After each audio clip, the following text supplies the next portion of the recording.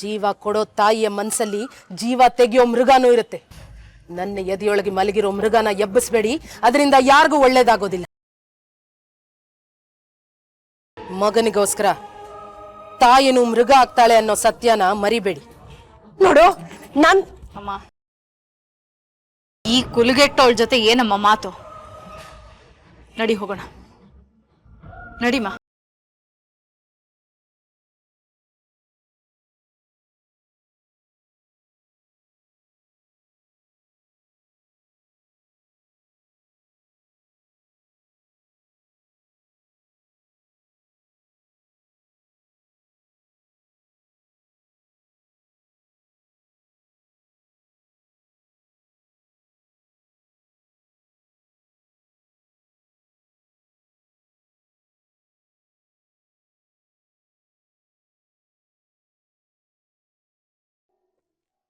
ನಿಮ್ ಪಾರುನ ಕ್ಷಮಿಸ್ಬಿಡಿ. ಮದ್ವೆ ದಿನ ಜೀವಮಾನ ಪೂರ್ತಿ ನಿಮ್ ತಾಯಿಗೆ ಎದುರಾಡೋದಿಲ್ಲ ಅಂತ ಮಾತು ಕೊಟ್ಟಿದ್ದೆ, ಭಾಷೆ ಕೊಟ್ಟಿದ್ದೆ. ಇವತ್ತ ಆ ಮಾತನ್ನು ಉಳಿಸ್ಕೊಳಕ್ಕಾಗ್ಲಿಲ್ಲ. ಕ್ಷಮಿಸ್ಬಿಡಿ, ನನ್ನನ್ನು ಕ್ಷಮಿಸ್ಬಿಡಿ.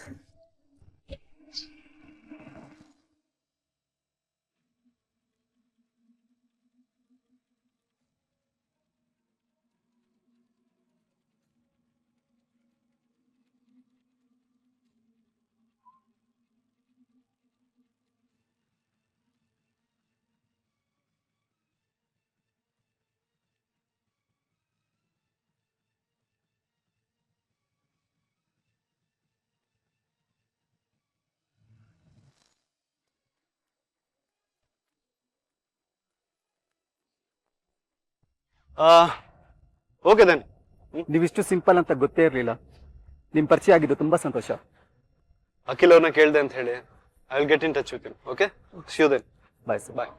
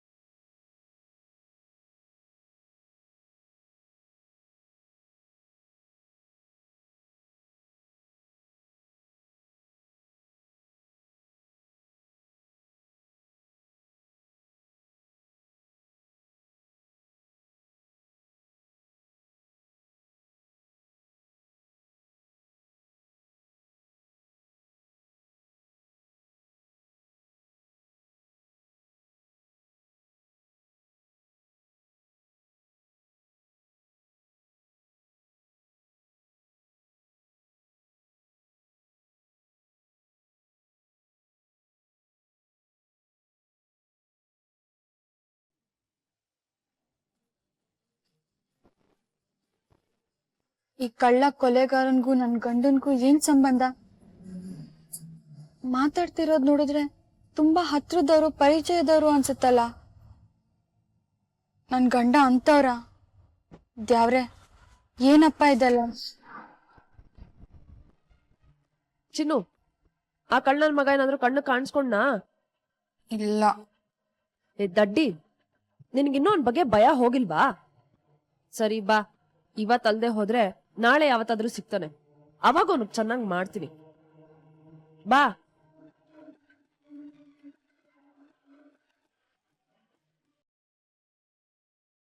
ಕೂತ್ಕೊಂಡಿಯ ಸರಿಯಾಗೆ? ಹುಷಾರು. ಮೂರ್ತಿಗಳೇ, ಎಲ್ಲ ನಿಮ್ಮ ಜವಾಬ್ದಾರಿ. ಅಡಿಗೆ ವಿಷಯದಲ್ಲಿ ಏನು ಕಂಪ್ಲೇಂಟ್ ಬರಬಾರ್ದು. ಓಕೆ. ಕಲ್ಪನಾ, ಮೇಜರ್ ಕೆಲಸಗಳೆಲ್ಲ ಮುಗೀತು. ಇನ್ನು ಸಣ್ಣ ಪುಟ್ಟ ಕೆಲಸಗಳು ನೋಡ್ಕೋ, ಟೆನ್ಷನ್ ಮಾಡ್ಕೋಬೇಡ. ಎಲ್ಲ ಕೆಲಸಗಳು ಎಲ್ಲಿ ಮುಗೀತು ಕೈಲಾಶ್? ಶಾಸ್ತ್ರದ ಪ್ರಕಾರ ಹೆಣ್ಣಿನ ಮನೆಯವರು ಗಂಡಿನ ಮನೆಗೆ ಹೋಗಿ ನಿಶ್ಚಿತಾರ್ಥಕ್ಕೆ ಬನ್ನಿ ಅಂತ ಎಲ್ರನ್ನೂ ಕರೆದು ಬರಬೇಕು. ಹೌದಲ್ವಾ? ಎಂಗೇಜ್ಮೆಂಟ್ ಹತ್ರ ಬಂದೇ ಬಿಡ್ತು. ಡಿಲೇ ಮಾಡಿದ್ರಲ್ಲಿ ಯಾವ ಅರ್ಥನೂ ಇಲ್ಲ. ನಾಳೆನೇ ಹೋಗಿ ಅವ್ನ ಇನ್ವೈಟ್ ಮಾಡು. ನಾಳೆ ಹೋಗೋದೇನೋ ಸರಿ, ಆದ್ರೆ ನಿನ್ ಮಗಳು ನಾಳೆ ಹೊರಗಡೆ ಹೋಗೋ ಕಾರ್ಯಕ್ರಮ ಇಟ್ಕೊಂಡಿದ್ದಾಳೋ ಏನೋ, ಆ ದೇವ್ರಿಗೆ ಗೊತ್ತು. ಮೊದಲು ಅವಳಿಗೆ ಹೇಳಿ ಒಪ್ಸು. ಮದುವೆಗಿಂತ ದೊಡ್ಡ ಕಾರ್ಯಕ್ರಮ ಏನಿರುತ್ತೆ ಅವಳನ್ನ ನಾನು ಒಪ್ಪಿಸ್ತೀನಿ, ನೀನು ಟೆನ್ಷನ್ ಮಾಡ್ಕೋಬೇಡ. ಬಂದಿದ್ದೀನಿ, ಹೇಳ್ಪಪ್ಪ. ಹಾಯ್. ಹಾಯ್ ಗೊಂಬೆ, ನಾಳೆ ನೀನು ಎಲ್ಲೂ ಹೋಗೋ ಹಾಗಿಲ್ಲ, ಮನೇಲೇ ಇರಬೇಕು. ಇದ್ದಕ್ಕಿದ್ದಾಗೆ ಎಲ್ಲೂ ಹೋಗ್ಬೇಡ ಅಂದ್ರೆ ಯಾರು ಕೇಳ್ತಾರೆ? ನಾನು ಆಗ್ಲೇ ಹೇಳಿಲ್ವಾ ಕೈಲಾಶ್, ನಿನ್ ಮಗಳು ಹೊರಗಡೆ ಹೋಗೋ ಕಾರ್ಯಕ್ರಮ ಏನಾದ್ರೂ ಇಟ್ಕೊಂಡಿರ್ತಾಳೆ ಅಂತ? ಮಾ, ಏನೇನೋ ಮಾತಾಡ್ಬೇಡ. ನಾಳೆ ನಮ್ಮನೇಲಿ ಅಂತ ವಿಶೇಷ ಏನು ಅಂತ ಕೇಳ್ದೆ ಅಷ್ಟೇ. ಗೊಂಬೆ, ಶಾಸ್ತ್ರದ ಪ್ರಕಾರ ಹುಡುಗನ ಮನೆಗೆ ಹೋಗಿ ನಿಶ್ಚಿತಾರ್ಥ ಮಾಡ್ಕೊಳ್ಳೋದಕ್ಕೆ ಬನ್ನಿ ಅಂತ ನಾವು ಹೋಗಿ ಕರಿಬೇಕು. ಅದಕ್ಕೆ ನಾವೆಲ್ಲರೂ ನಾಳೆ ನಿಮ್ಮ ಅಜ್ಜಿ ಮನೆಗೆ ಹೋಗ್ತಾ ಇದ್ದೀವಿ. ನಿಶ್ಚಿತಾರ್ಥಕ್ಕ? ಅದಕ್ಕೇನಂತೆ? ಹೌದು, ಅದಕ್ಕೋಸ್ಕರ ನಾಳೆವರೆಗೂ ಯಾಕೆ ಕಾಯ್ಬೇಕು? ಇವತ್ತೇ ಹೋಗೋಣ. ಎಲ್ಲದಕ್ಕೂ ಒಂದು ಒಳ್ಳೆ ಕಾಲ ಅಂತ ಇರುತ್ತೆ. ನಾಳೆ ಒಳ್ಳೆ ದಿನ ಅಂತ ಶಾಸ್ತ್ರಿಗಳು ಹೇಳಿದ್ದಾರೆ. ನಾಳೆ ಹೋಗೋಣ. ಓಕೆ, ಯಾವಾಗ ಕರೆದ್ರು ನಾನಂತೂ ರೆಡಿ. ಪಾಪ, ನಾಳೆ ಚಿನ್ನೂ ಕರ್ಕೊಂಡು ಹೋಗೋಣ. ಶೋರ್ಲಿ, ಕರ್ಕೊಂಡು ಹೋಗೋಣ.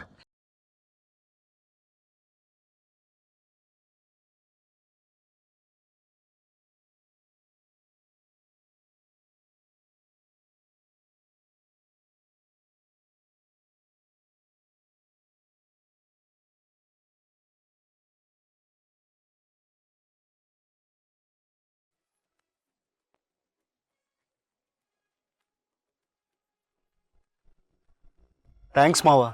ರೈಟ್ ಟೈಮಲ್ಲಿ ನೀವು ಮೂವ್ ಮಾಡದೆ ಹೋದಿದ್ರೆ ನಮ್ಗೆ ಕಾಂಟ್ರಾಕ್ಟೇ ಮಿಸ್ ಆಗ್ತಿತ್ತೇನೋ. ಜಾಸ್ತಿ ಹೊಗಳ್ಬೇಡ ಚಂದನ್, ನೀನು ವಹಿಸಿರೋ ಕೆಲಸನ ನಾನು ಆನೆಸ್ಟಾಗಿ ಮಾಡ್ತಾ ಇದ್ದೀನಿ ಅಷ್ಟೇ.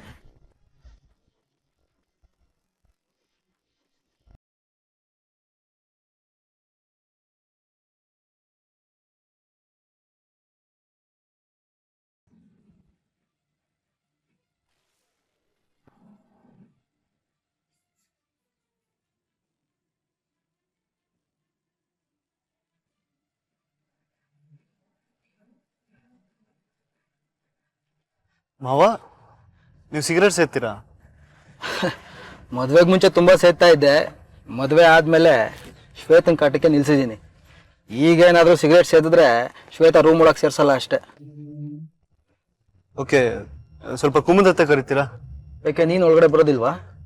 ಇಲ್ಲ, ಆಫೀಸಿಗೆ ಟೈಮ್ ಆಗಿದೆ, ಲೇಟ್ ಆಗುತ್ತೆ, ಅರ್ಜೆಂಟ್ ಕೆಲಸ ಇದೆ. ಹೋಗ್ಬಿಟ್ಟು ಕುಮುದತ್ತೆ ಕಳಿಸಿ ಪ್ಲೀಸ್. ಸರಿ.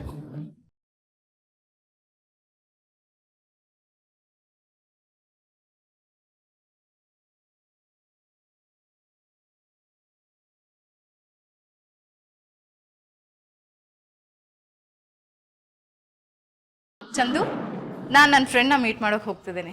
ಕಾರ್ ಕೀ ಕೊಡು. ತೊಗೊಳ್ಳಿ. Thank you. ಬಾಯ್. ಬಾಯ್.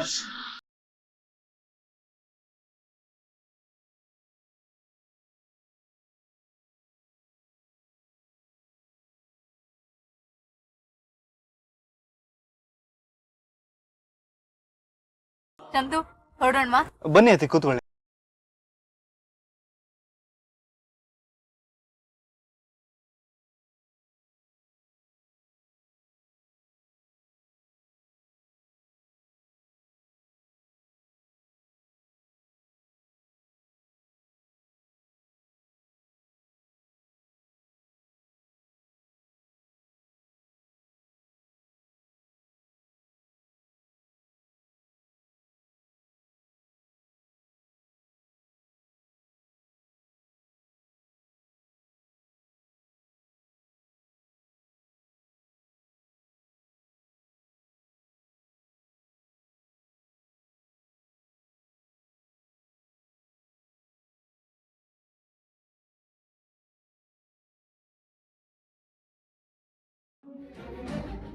ನಾನು ನೋಡಿದ ನಿಜಾನ ನನಗೆ ನನ್ನ ಕಣ್ಣೇ ನಂಬಕ್ಕಾಯ್ತಾ ಇಲ್ಲ. ಆತ್ಮಲಿಂಗೇಶ್ವರ, ಏನಪ್ಪ ಇದೆಲ್ಲ? ಅವ್ರು ಯಾಕೆ ಕಳ್ಳನ ಸವಾಸ ಮಾಡವ್ರೆ?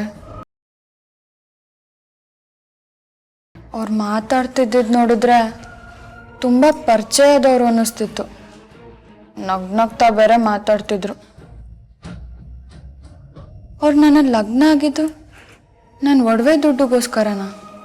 ಆ ಕಳ್ಳಂಗೆ ಹೇಳಿ ನನ್ನ ಸಾಯಿಸಿ ನನ್ನ ಒಡವೆ ದುಡ್ಡನ್ನೆಲ್ಲ ದೋಚಿದ್ರ? ಅಯ್ಯೋ ನಾನು ಯಾಕೆ ಹಿಂಗೆಲ್ಲ ಯೋಚನೆ ಮಾಡ್ತೀವಿ? ಏನು ನಂಬೋದು ಏನನ್ನು ಬಿಡೋದು, ಯಾರನ್ನ ನಂಬಬೇಕೋ ಯಾರನ್ನ ನಂಬಾರ್ದು? ಅಯ್ಯೋ ದೇವ್ರೆ, ನಂಗೊಂದು ತಿಳಿತಿಲ್ಲ.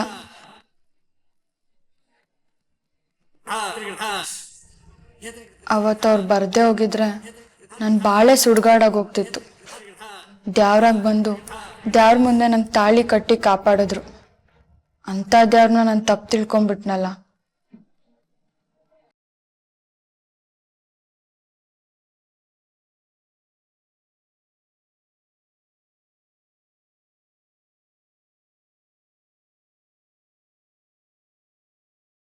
ಪಾರ್ವತಿ, ಯಾಕೆ ಅಳ್ತಿದೀಯಮ್ಮ?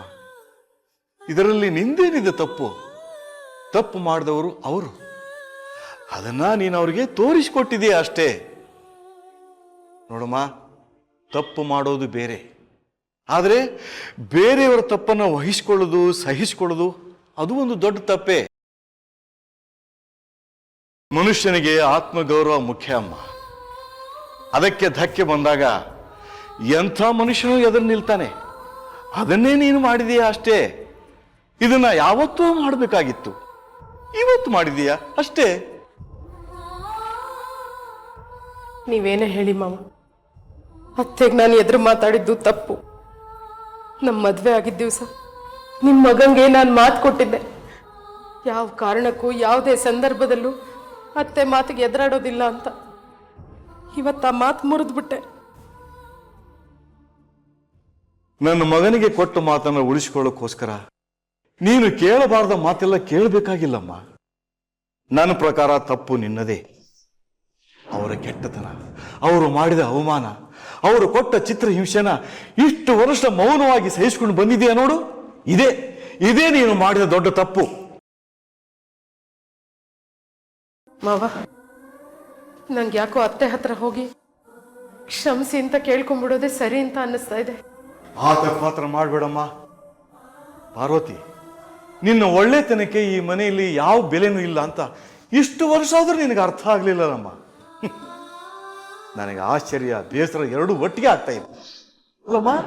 ನೀನು ಮಾಡದೇ ಇರೋ ತಪ್ಪಿಗೆ ಕ್ಷಮೆ ಕೇಳಿದ್ರೆ ಅದು ನೀನು ವೀಕ್ನೆಸ್ ಅಂತ ತಿಳ್ಕೊತಾರೆ. ನೀನು ಗಟ್ಟಿ ಮನಸ್ಸಿನೊಳಾಗಿರ್ಬೇಕು ಪಾರ್ವತಿ. ಓಹೋ,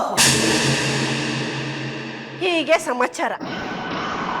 ನನ್ನ ವಿರುದ್ಧ ಯುದ್ಧ ಮಾಡೋದಕ್ಕೆ ಅವಳಿಗೆ ಧೈರ್ಯ ಎಲ್ಲಿಂದ ಬಂತು ಅನ್ಕೊಂಡೆ.